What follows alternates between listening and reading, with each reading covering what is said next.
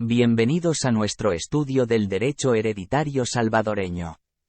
Recordemos que estamos desarrollando el tema de las incapacidades para suceder. Continuemos desarrollando el tema. Numeral 4. Según el artículo 966 de nuestro Código Civil. Por testamento otorgado durante la última enfermedad. No puede recibir herencia o legado alguno. El ministro de cualquier culto que hubiere confesado o asistido al testador durante la misma enfermedad. O habitualmente en los 2 años anteriores al testamento. Incapacidad que es extensiva a la corporación religiosa o cofradía de que fuere miembro dicho ministro. Y que también se aplica al médico de cabecera del testador, esto es, a su médico de confianza, al que le presta atención médica continuamente y en forma especial. La corporación religiosa o cofradía de que fuere miembro el ministro religioso debe tener personalidad jurídica para que le afecte esta incapacidad. Si no la tiene, ya sería incapaz conforme al artículo 964 civil. Esta incapacidad tiene como fundamento una presunción de derecho juris et de jure, pues la asignación se supone obtenida mediante la captación de la voluntad del testador. Por haberse verificado maniobras tendientes a influenciar el ánimo de aquel en favor de quien las verifica. Lo cual es muy verosímil debido a la intimidad de trato y confianza que se establecen entre una persona, máxime si está enferma, y su confesor o asesor espiritual, y sobre todo, debido al respeto y temor reverencial que tales personas inspiran en algunos enfermos. No comprende la incapacidad que nos ocupa a la iglesia parroquial del testador, denominación tomada aquí en el sentido de templo, o sea el edificio o lugar destinado pública y exclusivamente a un culto, situado en el territorio que está bajo la jurisdicción de determinado cura de almas. El párroco que cuida, instruye y administra los sacramentos a sus feligreses. Dentro del cual residía el testador. Esta incomprensión se debe a que una asignación hecha a favor de la iglesia parroquial, templo, no beneficia, al menos en forma directa, al ministro religioso, sino que está destinada al mejoramiento físico del templo o a beneficiar con obras de caridad a los feligreses de la parroquia. No recae sobre la porción de bienes que el ministro religioso o médico de cabecera habría heredado ab intestato si no hubiese habido testamento, lo que presupone que dicho ministro o médico sean parientes del causante en grado sucesible, que estén dentro de sus herederos ab intestato. En tal caso, los efectos de esta incapacidad se atenúan.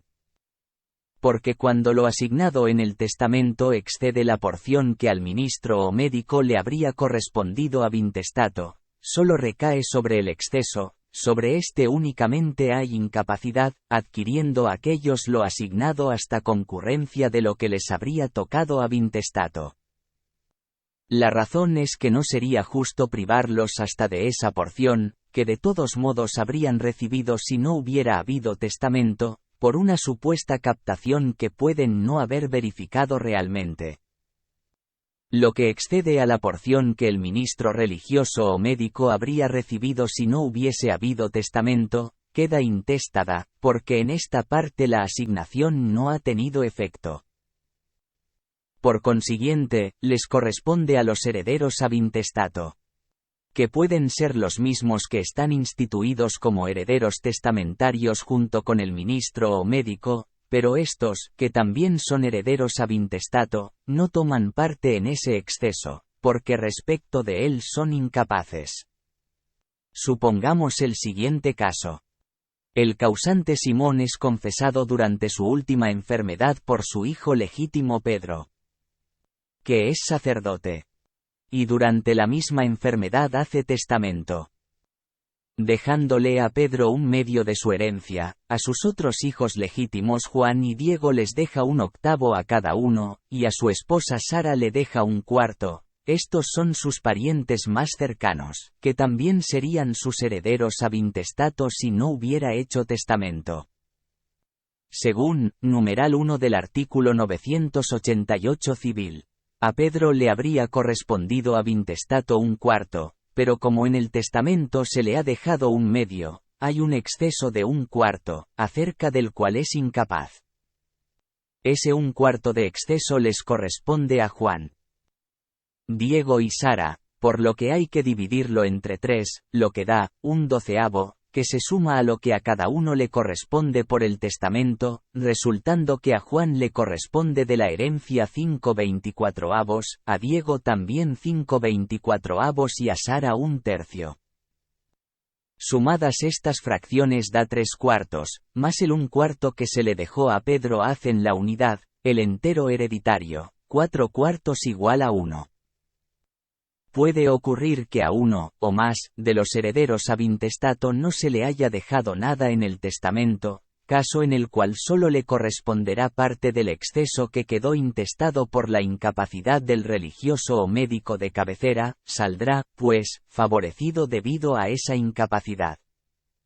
En el caso anterior, si a Pedro se le ha dejado en el testamento el mismo un medio, a Juan un cuarto y a Diego un cuarto, no dejándosele nada a Sara, el un cuarto de exceso sobre el cual hay incapacidad de Pedro se dividirá entre Juan, Diego y Sara, lo que ya sabemos que da 1/12, esto se suma al un cuarto que tienen Juan y Diego en el testamento, dando un tercio para cada uno, entre los dos tienen 2/3, más el un cuarto que se le dejó a Pedro y el 1/12 de Sara, que no tenía nada en el testamento.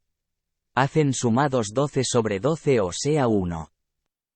Pero si al ministro religioso o al médico de cabecera, se les ha instituido herederos universales junto con otros, la porción en exceso de lo que le correspondería ab intestato, acrecería a los otros herederos universales. Numeral 5. El notario. O funcionario que haga las veces de tal. Que pueden ser los jueces de primera instancia con jurisdicción en lo civil. Y los jefes de misión diplomática permanente y cónsules de carrera de la República en el extranjero, es incapaz para recibir asignaciones hechas a su favor en el testamento que ha autorizado.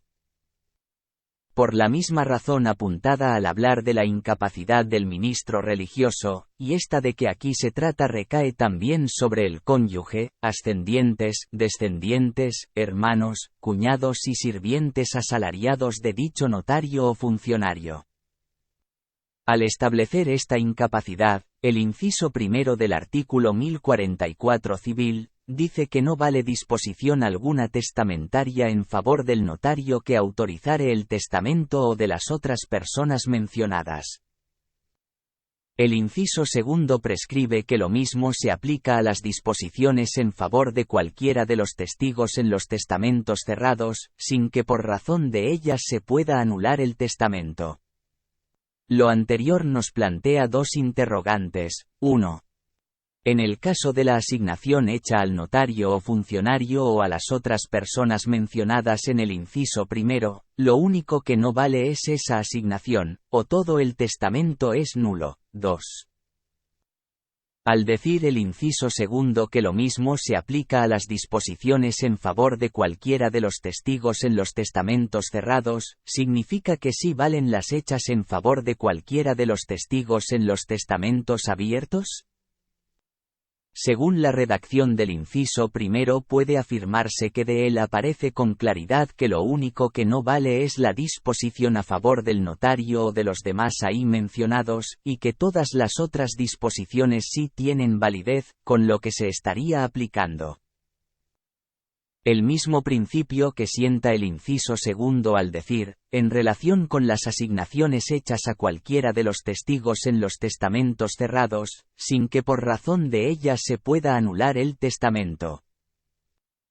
Pero ocurre que el artículo 9 de la Ley de Notariado establece que se prohíbe a los notarios autorizar instrumentos en que resulte o pueda resultar algún provecho directo para ellos mismos, o para sus parientes dentro del cuarto grado de consanguinidad o segundo de afinidad, o a su cónyuge. El único que queda excluido aquí De los enumerados en el inciso primero del artículo 1044 civil, es el sirviente asalariado del notario o funcionario. Bajo pena de nulidad del instrumento. Con lo que se plantea una antinomia. Según el inciso primero del 1044 civil. Lo que no vale es la disposición a favor de las personas que enumera. Y de acuerdo con el artículo 9 de la Ley de Notariado, todo el testamento es nulo, excepto en el caso del sirviente asalariado. A quien no comprende este artículo, cuya disposición sería únicamente la que no valdría, según o conforme al inciso primero del 1044 civil, que sería el único que regiría su caso. Pero tal contradicción desaparece si se reserva a cada una de esas disposiciones un campo de aplicación propio. Así, si el testamento en que se ha dejado la asignación a favor del notario o funcionario que lo autorizó, o a favor de cualquiera de las otras personas ya dichas, es cerrado, lo que no vale es únicamente esa disposición, de acuerdo con el inciso primero del artículo 1044 civil. Pero si ese testamento es abierto, todo el testamento es nulo, de acuerdo con el artículo 9 de la Ley del Notariado. La razón jurídica suficiente de la anterior solución consiste en que, en el testamento cerrado no es necesario que el testador haga sabedores de sus disposiciones al notario y testigos. Y por consiguiente ellos pueden ignorar la existencia de la asignación hecha a su favor. Lo que no puede ocurrir tratándose de un testamento abierto, porque en ese conocimiento es precisamente la formalidad esencial, artículo 1010 civil, y siendo esto así, no existe motivo para excusar la nulidad.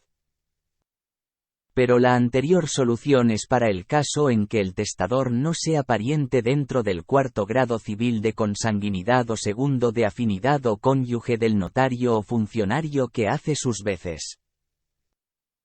Porque si lo es, el testamento es nulo, sin atender a si contiene o no alguna disposición para dicho notario o funcionario, ni a qué clase de testamento se trate, de conformidad con el inciso segundo del artículo 9 de la Ley de Notariado. En cuanto a que la ley dice que no valen las disposiciones en favor de cualquiera de los testigos, circunscribiendo esto a los del testamento cerrado. No significa que sí valgan las que se hagan en favor de los testigos de un testamento abierto. Aquí no se puede aplicar el argumento, a contrariu sensu, porque ello sería hacer decir al inciso segundo del artículo 1044 civil, más de lo que dice.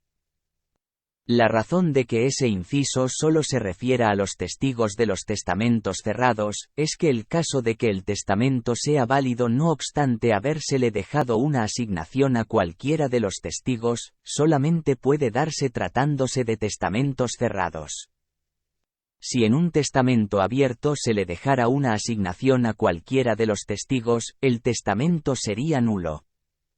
Esta diferencia se debe a que los testigos de un testamento cerrado, aunque en él se les haya dejado alguna asignación, no son incapaces para ser testigos en ese testamento.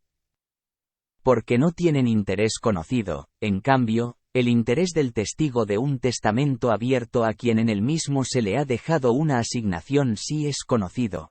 Razón por la que no podía ser testigo de ese testamento, de donde viene que tal testamento sea nulo. Todo esto de conformidad con el inciso tercero del artículo 34 de la Ley de Notariado.